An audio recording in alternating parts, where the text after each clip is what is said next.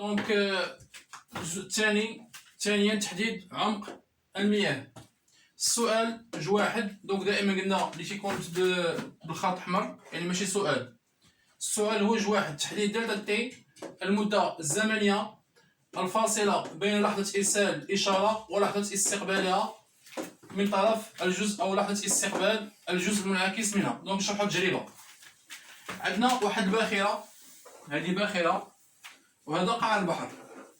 هاد الباخرة هادي مثلا إلا كان مثلا ظلام، مثلا الباخرة إلا كانت مثلا في الليل كتصيد مثلا الباخرة اللي كتصيد الحوت، أنا في الظلام مكيكونش باين قاع البحر. كاين واحد اللوجيسيال هنايا تيكون كيتسمى باعث و مستقبل.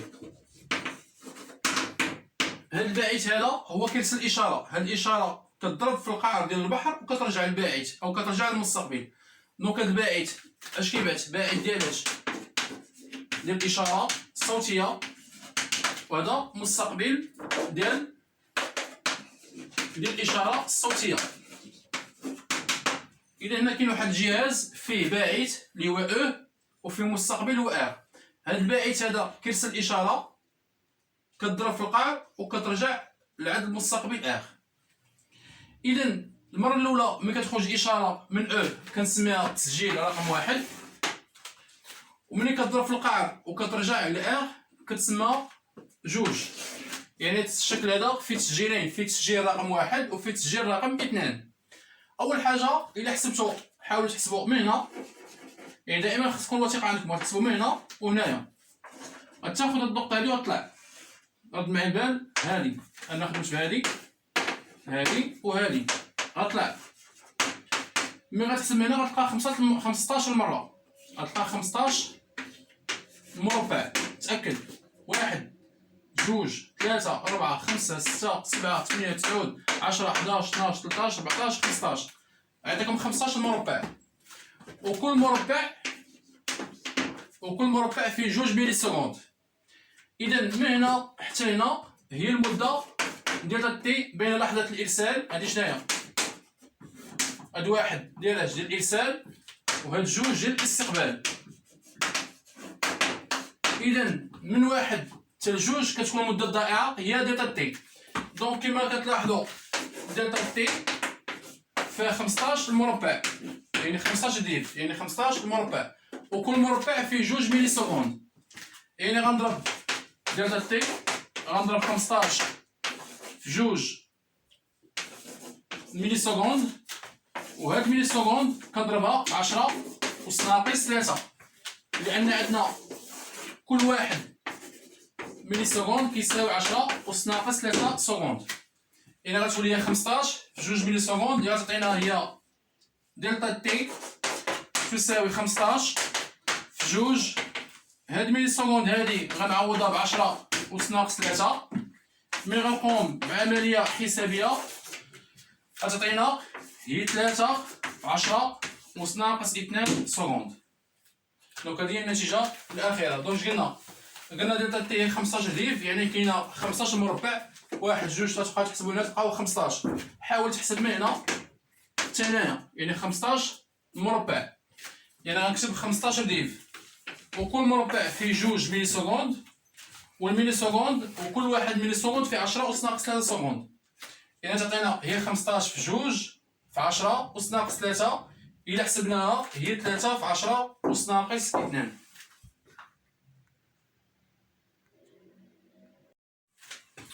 دونك السؤال 2 حساب مسافة دي. المعطيات عندنا السرعة في، هادي شناهي؟ عندنا لو هنا السرعة في الماء،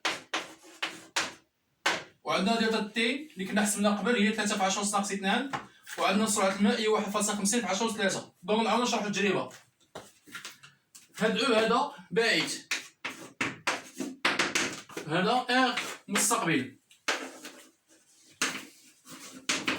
يعني هذاك كيرسل الإشارة الصوتية و كيستقبلها. واحد القضية أطردوا البال، عندكم واحد فلاش هنا، يعني واحد غادي نازل وفلاش رابط، يعني فلاش بحال غادي وجاي، وكاين واحد الكلمة في النص ديال التمرين كاتبين ليا ينعكس. اذا هذه ينعكس غتسطر عليها، راه كاينه مكتوبه في التمرين ينعكس. هذه ينعكس عندها دور، يعني الاشاره هذه كتضرب في القعر وكتعاود ترجع.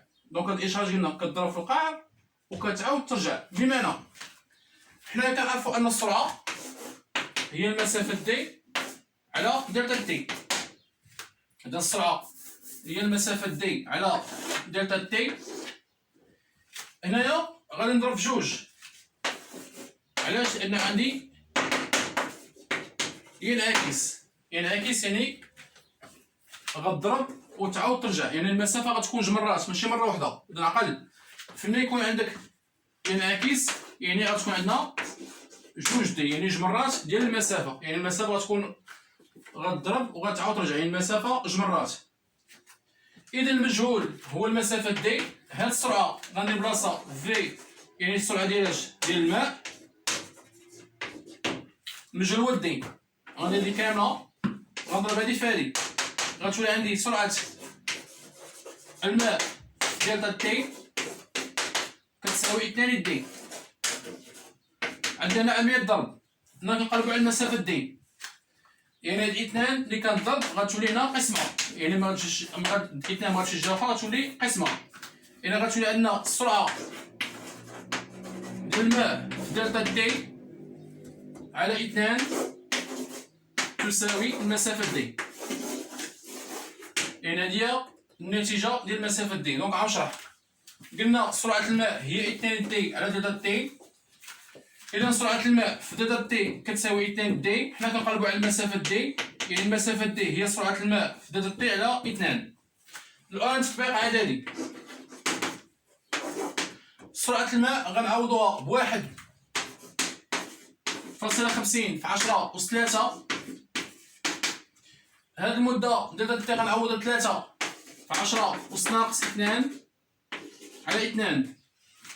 دونك غنقوم بعمليه حسابيه، غنلقى المسافه دي هي 22.5 متر، يعني المسافه الفاصله ما بين الباخره والقعر ديال البحر هي المسافه دي كتساوي 22.5، يعني 22 متر ونص ما بين الباخره والقعر ديال البحر، 22 متر ونص. اذا درنا هنا 2 دي لان عندي ينعكس. دونك نعاود، قلنا سرعه الماء هي 2 دي على دلتا تي، هذه هي المهمه، حيت لا خطأت هنا في الاول مشى التمرين كامل او مشى السؤال كامل. دونك سرعه الماء ضربت هذه في هذه، غتولي سرعه الماء في دلتا تي هي 2 دي. هنا عندنا ضرب، هذه 2 غتمشي الجهه الاخرى غتولي قسمه، اذا غتولي دي هي سرعه الماء في دلتا تي على 2. من بعد غندير تطبيق عددي. دي هي سرعه الماء عوضتها، هاد سرعه الماء عوضتها ب 1.50 في 10 أس 3. دلتا تي عوضتها ب 3 في 10 ناقص 2 على 2، النتيجه تعطينا 22.5 متر. دونك بهذا غيكون ساده التصحيح ديال الامتحان ديال الموجات. دونك نلتقيو عاوتاني في امتحان واحد اخر. دونك دائما التوصيه قبل ما تبدا الامتحان حاول تخدموا بوحدك باش خذ تصحيح.